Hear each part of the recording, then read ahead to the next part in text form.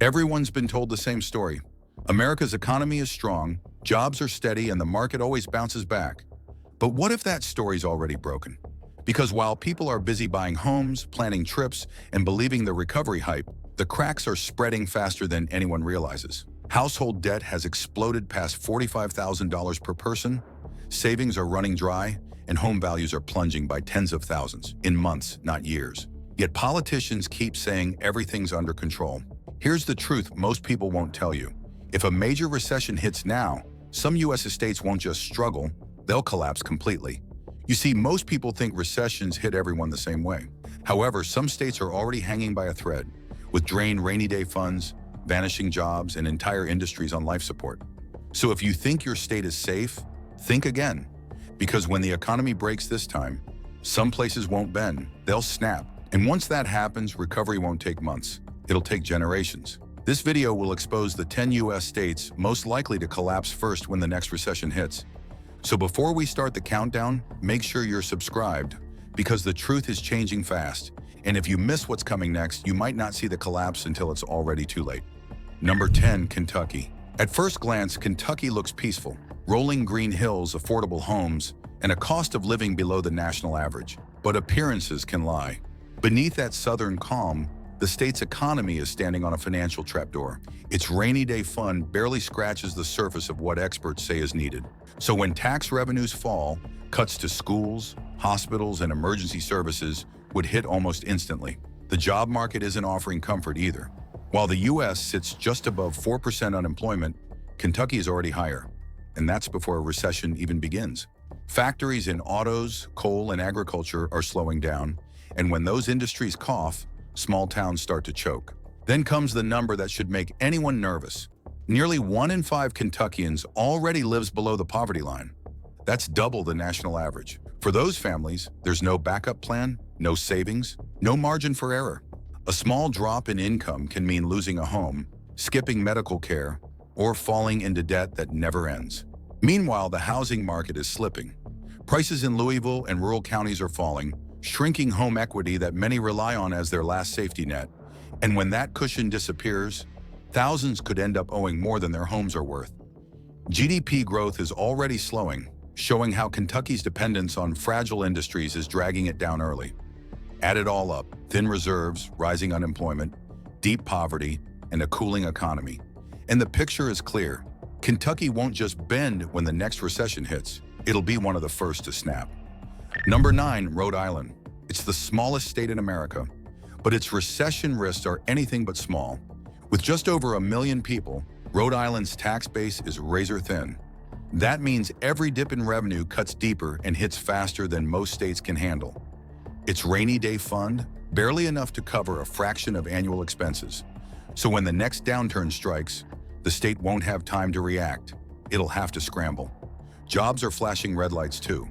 Unemployment has already climbed past the national average, with layoffs spreading through healthcare and tourism, the very industries Rhode Island depends on most. When those sectors stumble, the shock doesn't stay local. It spreads like wildfire. On the household level, the strain is brutal. The median home price has soared above $440,000, far beyond what most incomes here can support. Families are drowning in debt, averaging over $40,000 per person, and rising delinquencies prove that many are already living on borrowed time. Then there's the long-term danger nobody likes to mention: pension debt. Rhode Island has been struggling for years to fund its retirement obligations, and in a recession, those promises become financial anchors, dragging the state even lower. So while Rhode Island may look calm and coastal from the outside, its foundation is crumbling underneath. A narrow tax base, fragile industries, and over-leveraged households. It's a perfect setup for collapse. When the next wave hits, this tiny state won't go down with a crash. It'll sink quietly, fast, and without warning. Number 8, Idaho. For years, Idaho looked unstoppable. Families were moving in, businesses were booming, and home prices were shooting through the roof. But growth that's too fast always hides cracks beneath the surface. Between 2010 and 2024, Idaho's population surged nearly 20%, and housing prices in areas like Boise doubled. For a while, it felt like endless prosperity. However, the bubble is now starting to leak. Listings are piling up, sellers are cutting prices, And homes that sold in days now sit for months. Families who bought at the top are trapped with mortgages they can barely afford. And when interest rates stay high and home values fall, that optimism can turn into panic overnight. The job market isn't far behind. Construction is slowing, tech layoffs are spreading, and agriculture, once Idaho's pride, is under global pressure. When exports dip and supply chains tighten, rural towns feel it first and hardest. Then there's the safety net, or rather, the lack of one. Idaho's reserves cover only a sliver of annual spending. If tax revenues dry up, cuts to education, infrastructure, and public services could happen almost instantly. Idaho once symbolized new opportunity, but the same boom that built its economy could now be the thing that breaks it. Because when a state grows faster than it can stabilize, the fall isn't gradual, it's sudden, it's sharp, and for Idaho, it may have already begun. Number 7, Arizona. For years, Arizona sold a dream: sunshine, low taxes, and endless opportunity. Families moved in, retirees poured their savings into desert homes, and developers couldn't build fast enough. But behind that glow, a storm has been forming. The median home price has surged past $420,000, and in hotspots like Phoenix and Scottsdale, it's well over $500,000. Meanwhile, the average household income lags far behind, leaving nearly 1 in 3 families officially housing burdened. They're not living the dream anymore. They're just trying to survive it. However, the cracks are no longer easy to hide. Unemployment is climbing above the national average, and layoffs in construction, tourism, and retail are spreading fast. In Phoenix alone, tens of thousands of jobs have vanished in a matter of months. When the service sector slows in Arizona, the entire economy feels it. The state's rainy day fund isn't ready either. It sits well below what economists consider safe, meaning that when revenues drop, there's no cushion, only cuts. Public services will shrink, schools will struggle, and families will face the fallout directly. Debt is another silent weight. Auto loans, credit cards, and personal debt are climbing. Delinquencies ticking higher every quarter. For many households, one unexpected bill could be the breaking point. Arizona's growth once made it look invincible. Yet that same growth has become its biggest weakness. Because when a boom is built on speculation and sand, it doesn't fade, it collapses. The desert sun can hide a lot, but it can't hide what's coming next. Number 6, Nevada. Nevada has always lived on luck. Casinos, tourism, entertainment. The state's entire identity is built on risk and reward. But in 2025, the house isn't winning anymore.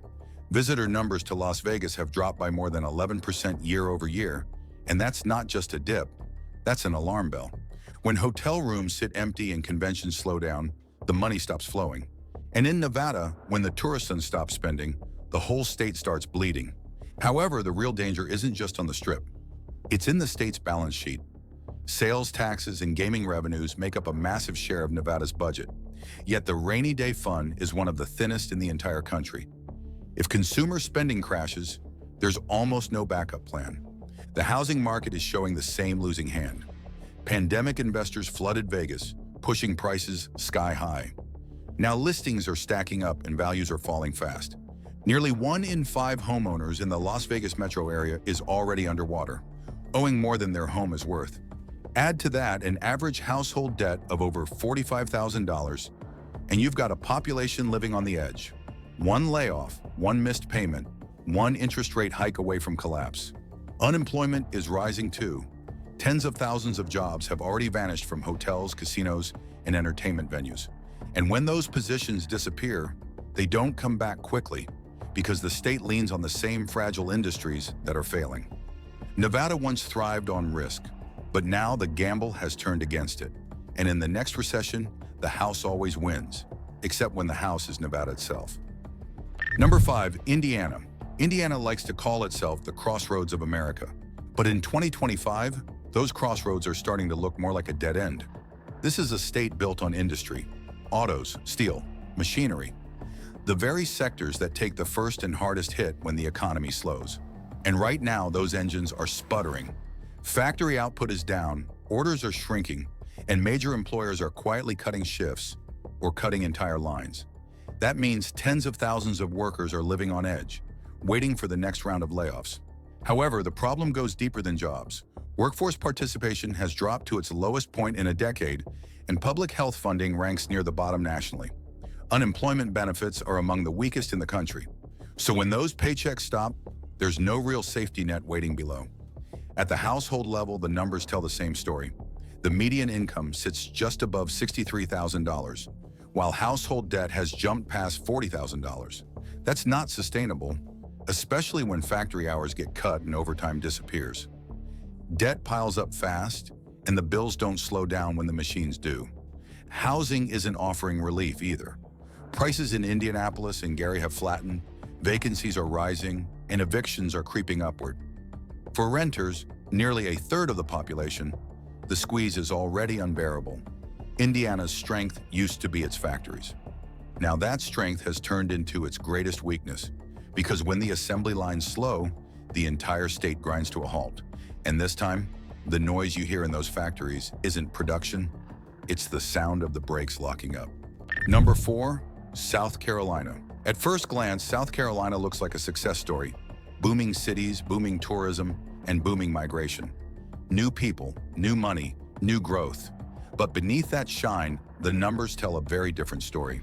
The median home price has climbed to nearly $390,000, a stunning 50% increase in just a few years. Yet the median household income hovers just above $63,000. That gap isn't growth, it's tension, stretched so thin that one sharp shock could tear it apart. Tourism and real estate fueled the boom, however. Both are slowing fast. Visitors to Charleston and Myrtle Beach are pulling back, and new construction starts have dropped to their lowest point in years. GDP growth has nearly stalled, proof that the momentum is already slipping. Meanwhile, the state's rainy day fund covers only a fraction of annual spending. Public services are stretched thin, education ranks near the bottom, and healthcare access is shrinking. So when layoffs begin, there's nothing left to catch the fall. And those layoffs have already started. Tens of thousands of jobs have disappeared in hospitality, retail, and construction. Families are trying to fill the gap with credit, but with average household debt over $43,000, that's like putting tape over a crack in a dam. South Carolina has built an image of progress. New homes, new jobs, new hope. But progress built on overextension isn't strength. It's fragility dressed as growth. And if the national economy slips into recession, that illusion will shatter fast, turning paradise into pressure overnight. Number 3, Mississippi. Mississippi doesn't just struggle in downturns, it lives in one. While other states fear collapse, Mississippi has been fighting it for decades. Nearly 1 in 5 residents lives below the poverty line, the highest rate in America. That means entire communities are already stretched to the breaking point, even before a recession begins. For them, a downturn isn't a headline, it's survival. The state's rainy day fund is almost empty, covering only a sliver of what's needed to stay afloat.